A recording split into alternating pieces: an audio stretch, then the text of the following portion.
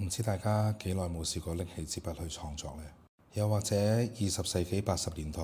有邊啲廣告同設計係令你過目不忘，到而家仲印象深刻？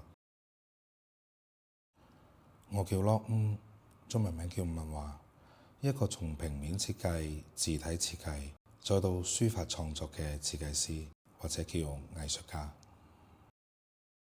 我有幸經歷過20世紀80年代嘅廣告設計最瘋狂嘅時候。嗰陣時嘅電視廣告、平面設計、字體設計可謂百花齊放。喺嗰個時代，我覺得只要你足夠優秀，就可以有機會被更多嘅知名媒體、雜誌採訪或者刊登。所以每個人都好努力去呈現自己每一個作品。喺嗰時，我感覺審美、創意、美感係一個全面提升嘅年代。與此同時，都產出咗好多經典嘅作品。當然啦，而家廣告經歷緊低潮或者沒落，可能更多係一種交替，係一種變化。但對於我或者我識嘅80後嘅一輩創作人嚟講，其實我哋一直都生活喺一個時代交織嘅夾縫入邊，有好多好嘅作品就喺呢個夾縫入邊誕生，但係都因為呢個時代嘅變遷而導致好多人無所適從。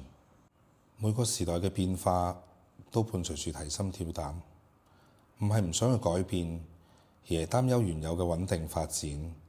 會因為變化影響到公司、父母甚至係家庭。短視頻時代嘅到嚟，大家都喺上面分享自己嘅生活技能，分享各種嘅乾貨，但係我都係未適應到，我依然沉浸喺自己嘅創作裏邊，覺得只要作品好就可以更好咁表達自我。無論短視頻時代定係 AI 時代，我聽到好多80後嘅人紛紛討論，會唔會俾呢個時代淘汰，會唔會被 AI 取代。AI 確實係方便咗生活，可以減輕咗好多工作量，但係我覺得佢取代唔到有溫度嘅創意同埋設計。可能係我比較固執，又或者80後個我所經歷嘅一切都教識我，一生人如果將一件事做好或者做到極致，已經係一件非常唔容易嘅事。致敬80後嘅每一位依然堅持有溫度嘅創作人同埋手藝人。